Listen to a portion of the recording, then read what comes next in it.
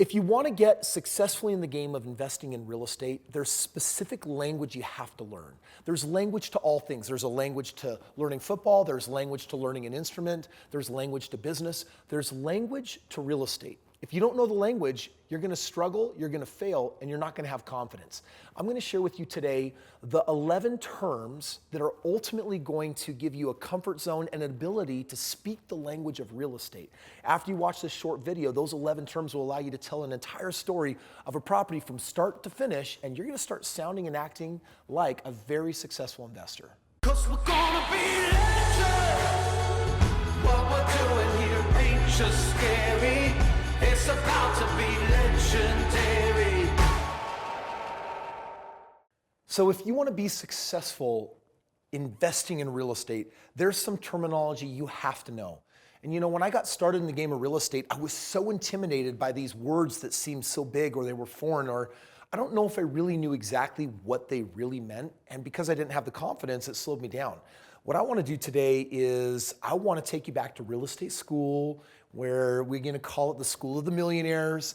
And it's what are the 11 things that you need to know, the 11 terms that will really give you confidence in going out there and crushing it in real estate. So I'm going to put these up on the board for you. We're going to discuss these, and basically these terms are going to tell the story of how you make a lot of money in real estate. The first one that you need to know, purchase price. When you find a deal, you're going to hear people use this term. What is the purchase price of the home? What this is referencing is, what are you getting the home for? It might be, its listing price might be $200,000, but I am purchasing it for $190,000. Now that might seem like a really basic term, but you've got to know how to use that term with confidence. So, you know, if I'm going to buy the house for $100,000, they're asking $110,000. I made an offer for $90,000, and in the end we negotiated and I got it for $100,000, hence my purchase price is $100,000. The next term that you need to be familiar with is a down payment. When you purchase property, there's an amount of money that the bank's going to require you to put down to feel like they can comfortably give you a mortgage and carry the rest of it. They generally want you to have a job for 2 years. They want you to have good credit. And so a down payment on a primary residence can be 3%. And that's assuming that it's a primary residence, meaning I'm going to live there is what that means. Primary residence, my residence. Or it's an investment property, in which case they typically traditionally want a 20% down payment. So just practice using this language. I'm putting 3% down on my primary residence, or I'm an investor and I'm putting 20% down with my purchase price of $100,000. Do you see how good you start sounding right now as like a real estate investor? Dope, pretty good. Okay, the third thing that you need to become familiar with is then what is called a loan balance. So for example, let's actually say that I bought this house for $100,000 and my down payment was 20%. What is 20% on $100,000? It's $20,000. So if I buy the house and I have a purchase price of $100,000, but I put $20,000 or 20% down, what's left? Well, $100,000 minus $20,000 is $80,000. This is now my loan balance. This is the amount that I still owe before the house is paid off. Is this making sense? This clicking? Listen, this may sound really basic, but having a high comfort zone with these terms, listen, if you're going to do a deal, I'm flipping a house right now, I'm going to make $100,000. These are the terms that I use. I'm purchasing the house for $338,000. The asking price was much higher. Its value is $545,000. For a down payment, we're buying it cash. So the down payment is the cost of the house, $338,000. My loan balance will be zero. You see how that terminology helps create the story? The fourth term that you then need to know is what is called equity. Equity is the opposite of your loan balance. If the house is worth $100,000 and I have it paid down to $80,000, then my equity is the difference between what I owe and what it's worth. In this case, $20,000. But it's not always what the down payment was like in this scenario. What if this house was worth $130,000 and I was able to purchase it for $100,000, and then I put 20% down and I had a balance of $80,000? Well, it's worth $130,000 and then I owe $80,000. The difference is $50,000. So my equity in that example would be $50,000. But let's say that I then put $10,000 of repairs in the home. and I bring up the value from $130,000 to $150,000. Now I have a house that's worth $150,000. I owe $80,000 on it. The difference is now $70,000 of equity. You see how important these terms are? You got to know these. You got to feel comfortable. The next thing that I want to put here is mortgage. Mortgage basically means if you have a loan balance of $80,000, there's an interest rate, we know what's owed, and this amount of money owed to the bank at a 5% interest rate or a 9% interest rate or a whatever percent interest rate is ultimately going to tell you what is your mortgage. In other words, what is paid every single month? And so you might say, well, my payment or my mortgage is for, let's say in this scenario, that it is $600 a month. There's a little bonus I want to put in here. I'm going to put this a little different color, and I want to call this PITI. You're going to hear this from time to time. It stands for principal, interest, taxes, and insurance. Basically, when you buy a house and the bank knows there's going to be a balance on it, they want to make sure that the taxes are paid, that the interest is paid. And so the bank is charging you money for the principal and interest, but most of the time they will wrap in, they'll take your annual taxes and cut it up into 12 payments for the whole year and say, we're going to tack on your taxes and we're going to tack on your insurance. So my actual principal and interest might be, in this scenario, $500 a month. But let's say my taxes are $50 a month for my taxes. And let's just say that my insurance is $50. That's also a really high, but that's how I get to a total of $600. So your mortgage of $600 is often a reference that people also use with PITI. Now, by the way, you're going to school right now with a millionaire who's showing you the ropes on these important phrases, because when you know them and can use them comfortably, I would literally invite you to watch this video 3-4 times just to actually mirror exactly what I'm saying, do examples, and show that you can do this math. All right, to be helpful here, number 6, terminology is, what is my rent rate? So if I rent this property for $900 a month, now we have a story. I'm renting it for $900 a month, but my mortgage, including my principal, interest, taxes, insurance, is $600 a month. So that would also mean my free cash flow is the difference between the amount that I charge in rent and what my mortgage is. Do you see that 900 minus 600 is 300 left over? You would basically say this home cash flows $300 a month. That's a positive cash flow. Now, by the way, if you bought a house that you put $20,000 in and you're getting $300 a month, do the math.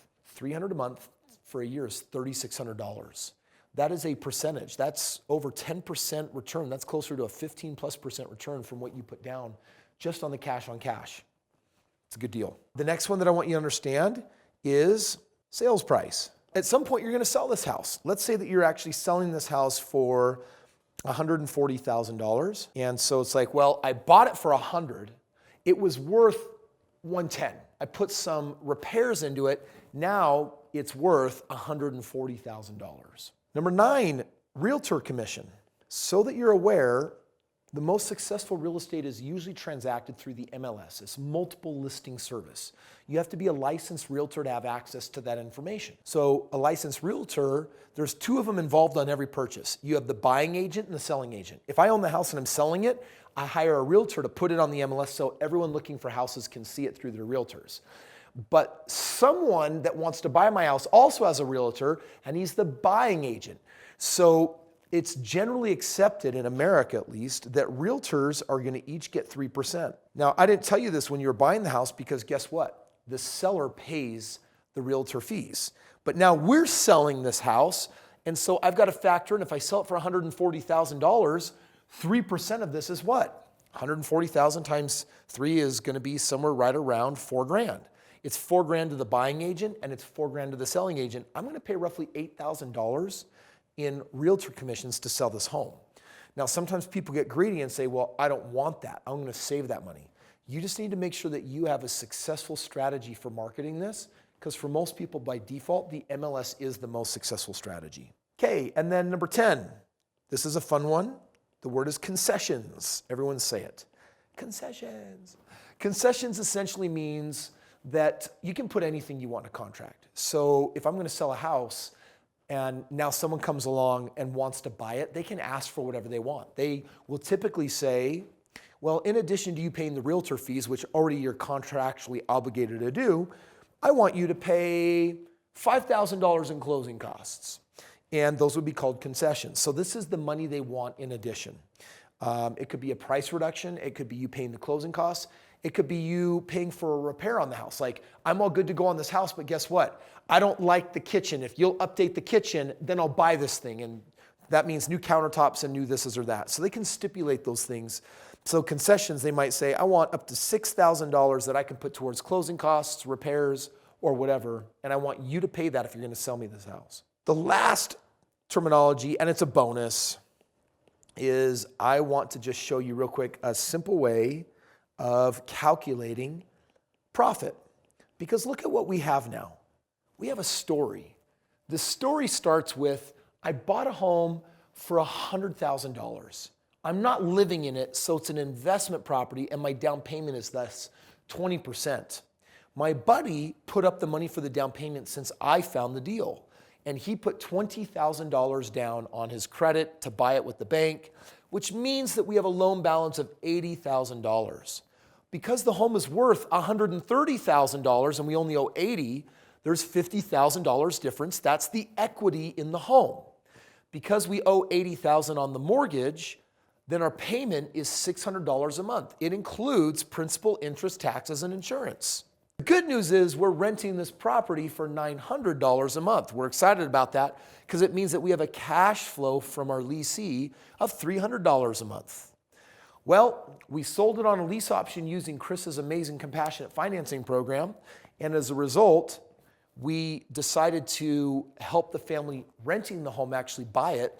They're buying it for $140,000. We were going to have to pay a 3% commission on each side, but Chris showed us how to negate that because we had a superior strategy than the MLS, so we saved ourselves roughly $8,000. They did, however, ask for $6,000 in concessions for some repairs, and now it's time to calculate our profit. Here's your definition of profit. Cash flow plus the capital gain plus the tax benefit. If you add all of three of those together, you're going to get a rough idea of what your profit is. So let's say that you held this home for 1 year. Let's say that you leased it out and you had a $300 a month cash flow. So your cash flow for the year totaled $3,600. The house is worth $130,000, but you sold it for $140,000. Minus your $6,000 concessions means you're netting $134,000. You only owed $80,000. So you have $54,000 in capital gains. Tax benefits, we leave it up to the CPA. Let's keep it simple, not worry about that. You basically say, well, Chris, in this story, we basically made, if we add those two things up, we made $57,600 on this deal. You can now successfully tell the story of a home because you're familiar with the terms. It is so important to understand these because real estate is its own language, and if you can't speak the language, you can't transact it. So today I wanted to give you that language in hopes that it would help you really develop more financial freedom. Now, I did mention that a way to actually get a higher cash flow and save money and have biggest profits is actually doing something here called a lease option. And if you're new to the game of real estate, it is the most successful backyard strategy I will ever tell you to learn. And if you want to learn more about it, I actually created a video all about lease options. I think that you're going to love it. It's coming up right over here. And if you click on it, you're going to see all of this, but at the next level. It's the next level of terminology. And it comes down to, how do I make the most money in the game of real estate? If you want to learn about that, go ahead and click here. As always, subscribe and please smash the like button. It does tell YouTube that this is worth sharing on their part because you see value in it. Thank you so much for being here today. I look forward to joining you on tomorrow's video. And join me right here, right now. Let's get you actually making money with this new terminology in real estate.